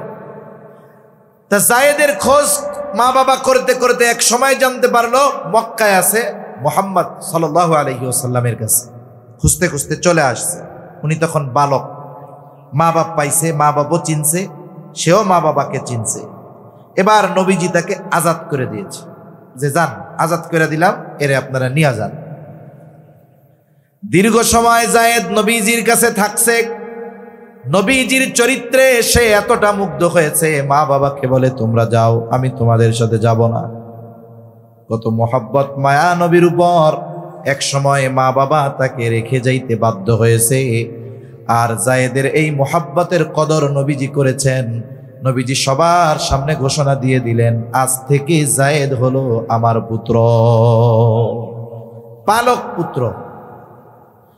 এই যায়েদের সাথে নবীজি বিবাহ দিয়ে দিয়েছেন ওনার ফুফাতো বোন জাইনাব বিনতে জাহাশকে। জাইনাব বিনতে জাহাশ কুরাইশ বংশের মেয়ে, আর যায়েদ গোলামি খাটছে। এই দুইজনের সাথে বনিবনা হয় না। নবীজি বহুত চেষ্টা করছে, কাজ হয় না। এক সময় যায়েদ নবীজির কাছে এই ব্যাপারে আলোচনা করতে করতে নবীজির সামনে এক সময় জাইনাব বিনতে জাহাশকে তালাক দিয়ে দিছে। নবীজি চেষ্টা করছে বিবাহ বন্ধন টিকুক, কিন্তু যায়েদ এক সময় কথার মধ্যে তালাক দিয়ে দিছে। এই দিক দিয়ে আল্লাহ তাআলা ওহী নাজিল করছে, হাবিব, তাহলে জাইনাব বিনতে জাহাশের ইদ্যতকালীন সময় শেষ হওয়ার পরে আপনি এর বিয়ে করবেন। সমস্যাটা কোথায়? জাহেলিয়াতের সময় শতাব্দীর পর শতাব্দী ধরে এই রীতি চলে আসছিল যে পালক পুত্রকে নিজের পুত্রের মতো মনে করা হইত। মারা যাওয়ার পরে সন্তান যেমন সম্পদের মালিক ওয়ারিশ সূত্রে এমনি হয়ে যায়, পালক পুত্র ওই ঔরসজাত সন্তানের মতো সম্পদের মালিক হয়ে যায়। কিন্তু ইসলাম এই কুসংস্কারের কবর রচনা করেছে আমার আপনার নবীজির মাধ্যমে। এই জন্য একটা বিষয় খেয়াল রাখতে হবে। হয়তো আপনাদের, আমাদের বা আমাদের আত্মীয় স্বজন অনেকে আছে সন্তান লালন পালন করে। 3 বছরের একটা ছেলে আইনা দিছে, দম্পতি, সন্তানহীন দম্পতি। ছেলেটাকে 3 বছর থেকে লালন পালন করে মা বড় বানাইছে, 12-13 বছর হয়ে গেছে। কত আদর করছে মা, পালক মা, কোলের মধ্যে নিয়ে ঘুমাইছে। শরীয়তের মাসালা হলো, এই ছেলে যখন বালেগ হয়ে যাবে, ওই পালক মা ছোট থাকতে নাবালক থাকতে যে কোলে কইরা পালছে, ওই মা ওই বাচ্চার সাথে আর ছেলের সাথে দেখা করতে পারবে না। বালেগ হওয়ার পরে পর্দা করতে হবে। মেয়ে একটা আনছেন ছোট, 3 বছর বয়স, লালন পালন করছেন, কত কোলে নিছেন, কপালে চুমা দিছেন, মেয়েটা বালেগা হয়ে গেছে। 9 বছর ধরে, 8 বছর ধরে লালন পালন করছেন। ও যখন বালেগা, এই পালক পিতা ওই পালক কন্যার সামনে যেতে পারবে না, পর্দা করতে হবে। এটাই শরীয়তের ফয়সালা। তবে যদি 2 বছরের আগে কোনো বাচ্চা আনে, এখন এই বাচ্চাকে যদি ওই মহিলা যে পালক মা, সে যদি তার বোন কেউ থাকে, আপন বোন, সন্তান আছে, দুধ পান করায়, ওই 2 বছরের ছোট বাচ্চারে দিয়া দুধ পান করায় দিছে বোনের। এখন সম্পর্ক কি হয়েছে? গন্ধ দুধ সম্পর্ক হয়ে গেছে না? এক্ষেত্রে মাসালা ভিন্ন। আবার 2 বছরের পরে আইনা যদি দুধ পান করায়, তাইলে দুধ সম্পর্ক হবে না। তা মূল কথা হলো, পালক পুত্রকে নিজের পুত্র মনে করত। নিজের পুত্রের পুত্রবধূকে বিবাহ করা যেমন হারাম, অনুরূপভাবে তারা মনে করত পালক পুত্র যে তার স্ত্রীকে সে তালাক দেওয়ার পরে বিবাহ করা হারাম। এখন নবী তো এই কাজ করতে হবে, আদেশ দিছে কে? হায় হায়, চিন্তা করে যে এই কাজ কেমনে করি। আল্লাহ তাআলা বলেন যে আল্লাহর পক্ষ থেকে নবীদের যে আদেশ দেওয়া হয়, এ কাজ করতে কোনো সমস্যা নাই। সারা পৃথিবী একদিকে যাক, আল্লাহ তাআলার আদেশ মানতে হবে আপনাকে। মূলত আল্লাহ তাআলা চেয়েছেন এই কুসংস্কারের কবর রচনা করে দেওয়ার জন্য। আর অল্প সময়, বেশি সময় কষ্ট দিব না। কুসংস্কারের কবর রচনা করে দেওয়ার জন্য। কারণ অনেক সময় আছে বলার চাইতে করলে এটার প্রভাব বেশি পড়ে। একটা উদাহরণ দেই, এরপরে মূল আলোচনার দিকে গিয়ে আমি শেষ করে দিই। হুদাইবিয়ার সন্ধির সময় নবীজি সাল্লাল্লাহু আলাইহি ওয়াসাল্লাম সাহাবায়ে কেরামকে নিয়ে মক্কার উদ্দেশ্যে রওনা হয়েছেন। 5ম হিজরিতে মনে হয়। মক্কা থেকে মদিনা, মদিনা থেকে মক্কার দূরত্বের 10 ভাগের 9 ভাগ অতিক্রম করে একেবারে মক্কার কাছাকাছি, সকলে ইহরাম পড়া। সবার মনে আশা যে এই যে 5-6 বছর পর বাইতুল্লাহটা একটু ধরবো, আত্মীয় স্বজনের সাথে দেখা করব। সবার প্রস্তুতি এরকম। এই সময় লম্বা কথা, কাফেরদের সাথে মুসলমানদের একটা চুক্তি হয়েছে। যেই জায়গায় হয়েছে ওই জায়গায় একটা কুয়া আছে, হুদাইবিয়া ওই কুয়ার নাম। এই নাম অনুসারে জায়গার নাম, আর চুক্তির নামও হয়ে গেছে হুদাইবিয়ার সন্ধি। চুক্তির যতগুলো ধারা সবগুলো দৃশ্যমান হলো কাফেরদের পক্ষে, মুসলমানদের বিপক্ষে। চুক্তির ধারাগুলোর মধ্যে একটা ধারা যে এই বছর আপনারা মক্কায় ঢুকতে পারবেন না, ফিরে যাইতে হবে, আগামী বছর আসবেন। সবগুলো বিপক্ষে। নবীজিও সিগনেচার করে দিচ্ছে যে মাইনা নিলাম। যদিও দেখা যায় এই চুক্তিতে প্রকাশ্যে কাফেররা বিজয়ী হয়েছে, কিন্তু আল্লাহ তাআলা জানায় দেন না, দেখা যাচ্ছে ওইটা, কিন্তু বিষয়টা ভিন্ন। ঠিক কিনা বলেন? এখন সাহাবায়ে কেরাম মন খারাপ বৈশা আছে। নবীজি তাদের সামনে গিয়া বললেন, তোমরা মাথা মুন্ডিয়ে ফেলো এবং যার কাছে যেই প্রাণী আছে এটাকে কোরবানি করে ফেলো, জবাই করে ফেলো। এই কথা নবী সাহাবায়ে কেরামকে 3 বার বলছে। কয়বার? ওনারা জাগায় অবস্থান, একটু নড়েও না চড়েও না, হুহা কিচ্ছু বলে না। অথচ নবীজি কোনো কথা 3 বার বলা লাগে না, একবার বললে সাহাবায়ে কেরাম জীবন দেওয়ার জন্য প্রস্তুত। এই অবস্থা দেখে নবীজি আর তাদের কিছু বলেন নাই। ওই সফরে নবীজির সাথে ছিলেন উম্মে সালামা রাদিয়াল্লাহু তাআলা আনহা। নবীজি উম্মে সালামা রাদিয়াল্লাহু তাআলা আনহার কাছে গিয়ে বলে, উম্মে সালামা, ঘটনা তো এইরকম। বলে, ইয়া রাসূলুল্লাহ, তারা একটু মনোকষ্টে আছে, তারা আপনার আদেশ অমান্য করতে পারে না। আপনি এক কাজ করেন, আপনার জন্তুটা নিয়ে তাদের সামনে আপনি নিজে জবাই করে দেন, কিছু বলার দরকার নাই। নবীজি এইবার নিজের জন্তুটা নিয়ে তাদের সামনে নিয়ে যখন জবাই দিয়ে দিল, কিছুই বলা লাগে নাই, সকলে উঠে গেল, মাথা মুন্ডায় ফেললো, সাথে থাকা পশুগুলোকে তারা কোরবান করে দিল। তাহলে কিছু সময় আছে, বলার চাইতে করলে প্রভাবটা বেশি পড়ে। আল্লাহ তাআলা চাইলেন আমার আপনার নবীজির মাধ্যমে এই কুসংস্কারের কবর রচনা করবে। শুধু তাই না, এই বিবাহ দুনিয়ার কোনো কাজী পড়ায় নাই, স্বয়ং আল্লাহ তাআলা এই বিবাহ সম্পাদন করেছেন। এই জন্য যায়েনাব বিনতে জাহাশ অন্যান্য নবীজির অন্যান্য স্ত্রীদের সামনে গর্ব করে বলতেন, তোমাদের বিবাহ হয়েছে এই জমিনে, আর আমার বিবাহ সম্পাদিত হয়েছে আরশে আজিমে। তাহলে যারা বলে নবীজি তার পুত্রবধূকে বিবাহ করেছেন, নিঃসন্দেহে এটা অপবাদ। বরং নবীজি এই কর্মের মাধ্যমে যুগ যুগ ধরে, শতাব্দীর পর শতাব্দী ধরে চলে আসা কুসংস্কারের কবর রচনা আল্লাহ তাআলা নবীর মাধ্যমে করিয়েছে। এরকম বিভিন্ন অপবাদ তারা নবীজির ব্যাপারে দেয়। বাস্তবতা হলো কাফেররা এই অপবাদগুলো দেওয়ার দুঃসাহস করে নাই, বরং কাফেররা নবীর ব্যাপারে 4টা শব্দ ব্যবহার করতো। কয়টা শব্দ? এই 4 শব্দ বইলা শেষ। কি বলতো? বলতো জাদুকর, বলতো গণক, কবি, পাগল। এখন যখন ওই যে গোপনে প্রকাশ্যে দাওয়াত দিছে, চিন্তা করতেছে, হায় রে, এই বছর হজের সময় বাহিরের থেকে লোকজন আসলে মুহাম্মদ যদি তাদেরকে নিজের দলে ভিড়ায় নেয়, তাহলে কি করা যায়? ওই সময় পৃথিবীর বিভিন্ন প্রান্ত থেকে মানুষ হজ করার জন্য বাইতুল্লাহ আসতো। কয়েকজনে বুদ্ধি দিছে যে মক্কায় ঢুকতে যতগুলো রাস্তা আছে, প্রত্যেক রাস্তার সামনে আমাদের লোক দাঁড় করায় দেওয়া হবে। দাঁড় করায় দিয়ে যারা আসবে তাদেরকে সতর্ক করে দেওয়া হবে। কি বইলা? বলে, শোনো, মক্কায় একজন লোক আছে, তার নাম হইল মুহাম্মদ, খবরদার, সে কিন্তু জাদুকর, তার কাছে তোমরা যাবা না। এক রাস্তায় দাঁড়ায়া লোকরা বলতেছে মুহাম্মদ, তার কাছে তোমরা যাবা না, জাদুকর। আর এক রাস্তায় দাঁড়িয়ে আর এক দল বলে, আমাদের মক্কায় একজন লোক আছে মুহাম্মদ, তার কাছে যাবা না, সে কিন্তু গণক। আর এক দল আর এক রাস্তায় দাঁড়ায় বলে, শোনো, মক্কায় একজন লোক আছে মুহাম্মদ, সে কিন্তু জাদুকর, তার কাছে যাবা না। আর এক দল বলে, লোক আছে মুহাম্মদ, সে কিন্তু পাগল, যাবা না। আর এক দল বলে, আমাদের মক্কায় একজন লোক আছে মুহাম্মদ, সে কিন্তু কবি, তার কাছে তোমরা কেউ যাবা না। তার মানে পৃথিবীর বিভিন্ন প্রান্ত থেকে যত মানুষ আসছে, কেউ চেনে না, কেউ দেখে নাই মুহাম্মদকে, কিন্তু আল্লাহ তাআলা কাফেরদের মাধ্যমে মুহাম্মদ শব্দটা তাদের কানে পৌঁছায়া দিছে। ওরা চিন্তা করেছে ঠেকাতে হবে, আর সবার মুখে এক শব্দ মুহাম্মদ, মুহাম্মদকে। এইবার ওরা মানা করেছিল, কাছে যাইস না। ওরা গিয়ে খোঁজে মুহাম্মদ কই। কেউ জাদু দেখার জন্য যায়, কেউ কবিতা শোনার জন্য যায়, কেউ পাগল দেখার জন্য যায়, কেউ গণক দেখার জন্য যায়, কেউ কবিতা শোনার জন্য যায়। বলেন তো, আমার নবী পাগলও নয়, জাদুকরও নয়, গণকও নয়, কবিও নয়। নবীজির কাছে কিছুই নাই, নবীজির কাছে ছিল শুধু কোরআন। ঠিক কিনা গণ? ১৫০০ বছর পরে এখনো অনেক জায়গায় কেরাত সম্মেলন হয়, এই সামনে হবে। আন্তর্জাতিক কারীরা এসে তিলাওয়াত করে, বাংলাদেশের কারীরা তিলাওয়াত করে। ওই তিলাওয়াতের মজলিসে অনেক মানুষ থাকে যে দেইখা একটা লাইন কোরআন পড়তেও পারবে না।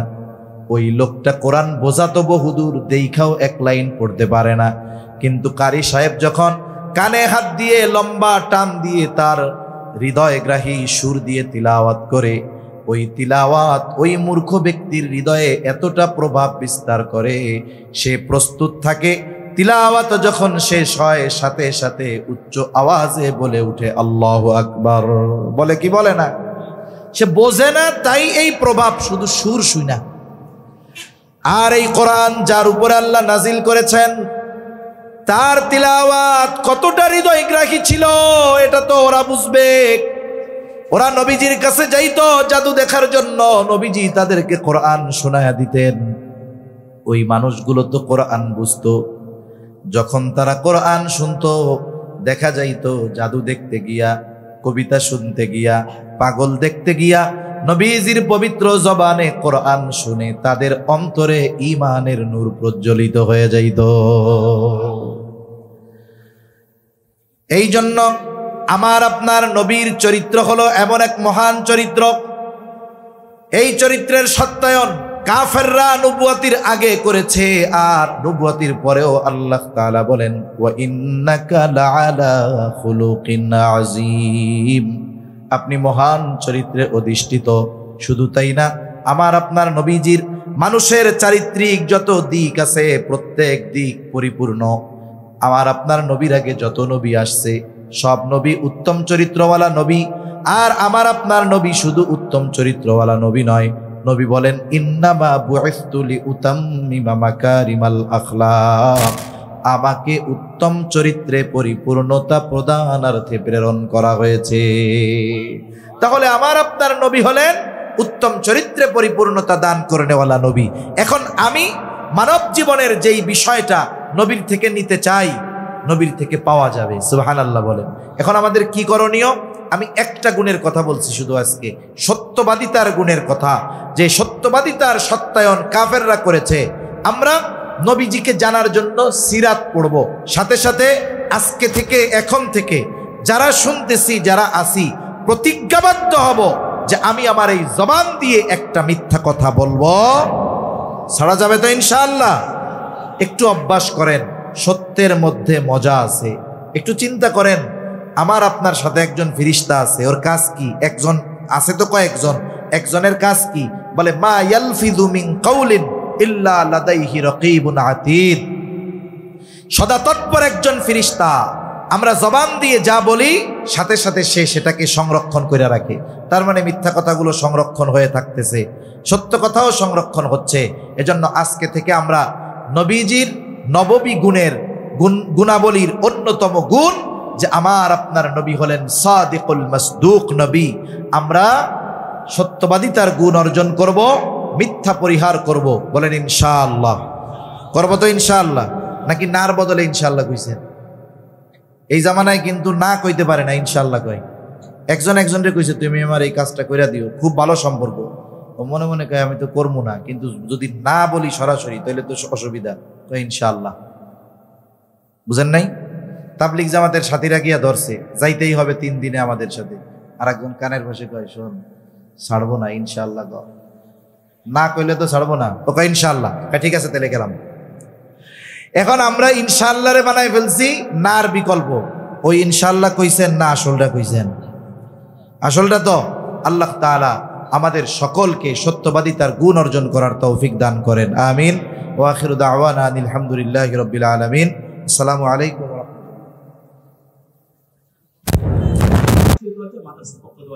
আল্লাহ তাআলা হযরতের জবানের মধ্যে আরো ইসলামী আছে, আরো বড় খিদমত করার তৌফিক দান করেন। আমিন।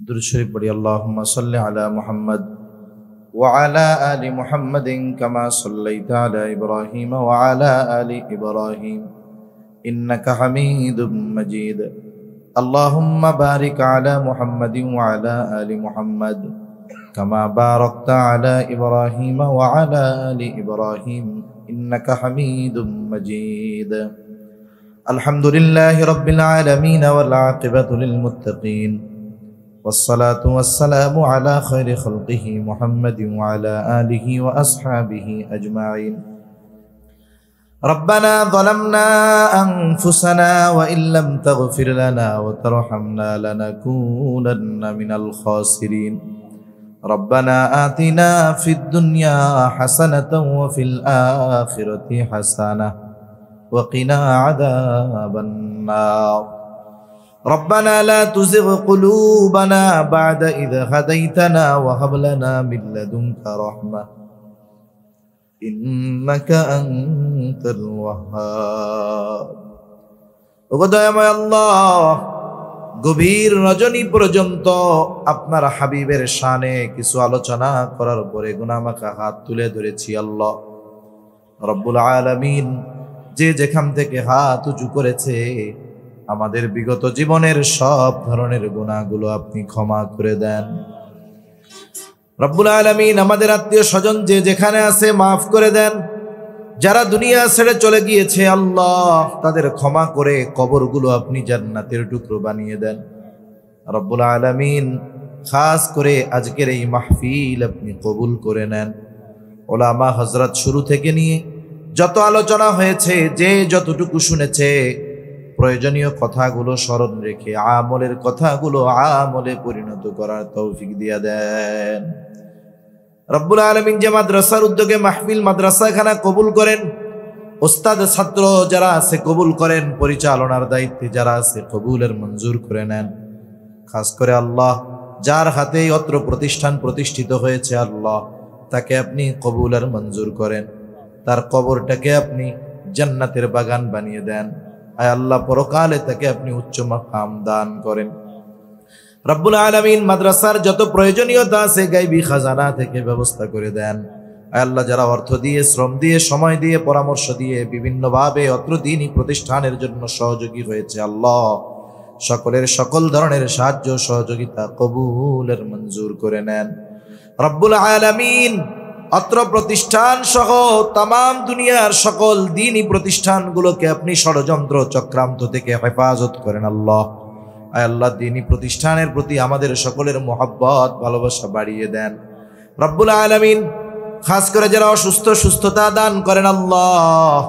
আয় আল্লাহ আমার এক বোন অসুস্থ হয়ে আইসিইউতে আছে আল্লাহ আল্লাহ আপনি তাকে পরিপূর্ণ সুস্থতা দান করেন রব্বুল আলামিন হয়তো অনেকের আত্মীয় স্বজন অসুস্থ আছে আল্লাহ তাদেরকেও সুস্থতার নিয়ামত দান করেন আয় আল্লাহ খাস করে যারা অভাবে আছে অভাব দূর করে দেন ঋণগ্রস্তের ঋণ পরিশোধ করার তৌফিক দিয়ে দেন হারাম হালাল বেঁচে চলার তৌফিক দেন বরকতময় প্রশস্ত রিজিক আল্লাহ আপনি আমাদের দান করেন রিজিকের অভাব দিয়ে আপনি আমাদের পরীক্ষা নিয়েন না রব্বুল আলামিন খাস করে আমরা যারা হাত উঁচু করেছি আমাদের মধ্যে হয়তো অনেকের মা নাই অনেকের হয়তো বাবা নাই মা বাবা কত বড় নেয়ামত যার নাই সে বোঝে মা বাবা কত বড় নেয়ামত আয় আল্লাহ গুনার কারণে যদি কারো মা বাবার কবরে আযাব হয় আমাদের মধ্যে যাকে পছন্দ যারা আমল পছন্দ তার আমলের ওসিলায় ওই মা বাবার কবরের আযাব আল্লাহ আপনি মাফ করে দেন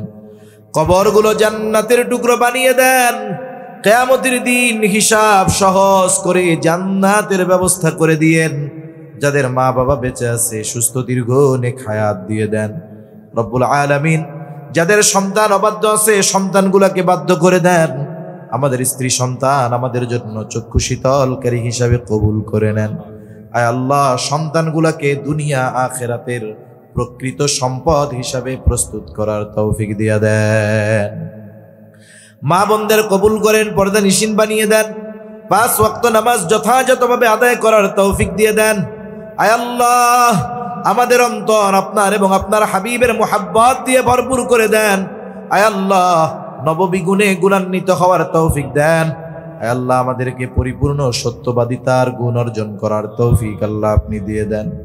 রব্বুল আলামিন বেনামাজিদের নামাজি বানিয়ে দেন, সুন্নাতবিহীন মানুষগুলোকে সুন্নাতওয়ালা বানিয়ে দেন। আয় আল্লাহ আমাদের সকলকে পাপাচার অনাচার সকল প্রকার অন্যায় থেকে বেঁচে থাকার তৌফিক দেন। খাস করে আমার তরুণ যুবক ভাই যারা আছে আল্লাহ তাদেরকে কবুল করেন। আয় আল্লাহ তাদেরকে সহ আমাদের সকলকে গুনাহ থেকে বেঁচে থাকার তৌফিক ও হিম্মত আপনি দান করেন। রব্বুল আলামিন আমাদের অন্তরকে আপনি আপনার এবং আপনার হাবিবের মোহাব্বত দিয়ে ভরপুর করে দেন। আয় আল্লাহ তামাম দুনিয়ায় কোরআনী আইন বাস্তবায়ন করে দেন। রব্বুল আলামিন আমাদেরকে পরিপূর্ণ দ্বীন মেনে চলার তৌফিক আল্লাহ আপনি দেন। আল্লাহ আমাদের ন্যায়পরায়ণ খোদাভীরু একজন শাসক দান করেন। আল্লাহ আমাদের পাপের কারণে নতুন করে কোনো জালেম আপনি আমাদের উপরে চাপায়া দিয়েন না। আয় আল্লাহ তামাম দুনিয়ার মাজলুম মুসলমানদের জন্য সাহায্যকারী হয়ে যান। ফিলিস্তিনের মুসলমানদের সাহায্য করেন আল্লাহ। আয় আল্লাহ যারা দুনিয়া ছেড়ে চলে গেছে শাহাদাতের মর্যাদা দান করেন। আয় আল্লাহ জালেমদের বিরুদ্ধে যারা জিহাদ করতেছে তাদের জন্য আপনি আসমানি বাহিনী প্রেরণ করেন। আয় আল্লাহ দেশ নিয়ে ইসলাম নিয়ে যারা ষড়যন্ত্র চক্রান্তে লিপ্ত আল্লাহ এদের মুখোশ আপনি উন্মোচন করে দেন। রব্বুল আলামিন আমাদের সকলকে বারবার মক্কা মদিনা জিয়ারত করার তৌফিক দেন। আয় আল্লাহ আমাদের দেশের উপরে খাস রহমত নাজিল করেন। কার মনে কি চাওয়া জানি না, সকলের মনের নেক চাওয়া নেক আশা আপনি কবুল আর মঞ্জুর করে নেন আল্লাহ রব্বুল আলামিন। এ দুনিয়া ছেড়ে একদিন আমাদের সকলকে চলে যেতে হবে। আয় আল্লাহ মালাকুল মউত যথা সময়ে মৃত্যুর পয়গাম নিয়ে হাজির হয়ে যাবে। এই মোহাব্বতের দুনিয়া ছেড়ে চলে যাওয়া লাগবেই। ওই কঠিন মুসিবতের সময় আত্মীয় স্বজন বন্ধু বান্ধব কেউ কাছে থাকবে না। আয় আল্লাহ ওই মুসিবতের কষ্টের ভাগিদার কেউ হতে পারবে না। আয় আল্লাহ মালাকুল মউত যখন হাজির হয়ে যাবে আপনি আপনার প্রত্যেকটা বান্দার জবানে তাওহীদের কালিমা নসিব করে দিয়েন। আল্লাহুম্মা ইন্না নাউযু বিকা মিনাল হাম্মি ওয়াল হাযান ওয়াল আজজি ওয়াল কাসাল ওয়াল জুবনি ওয়াল বুখল ওয়া দালা'id দাইন ওয়া গলাবাতির রিজাল। রব্বি ইজআলনি মুকিমাস সালাতি ওয়া মিন যুররিয়্যতি রব্বানা ওয়া তাকাব্বাল দুআ। রব্বানা ইগফিরলি ওয়া লিওয়ালিদাইয়া ওয়া লিল মুমিনিনা ইয়াওমা ইয়াকুমুল হিসাব। রব্বানা হাব লানা মিন আজওয়াজিনা ওয়া যুররিয়্যাতিনা কুররাতা আ'য়ুন ওয়াজআলনা লিল মুত্তাকিনা ইমামা। রব্বিরহামহুমা কামা রব্বায়ানি সগীরা। রব্বিরহামহুমা কামা রব্বায়ানি সগীরা।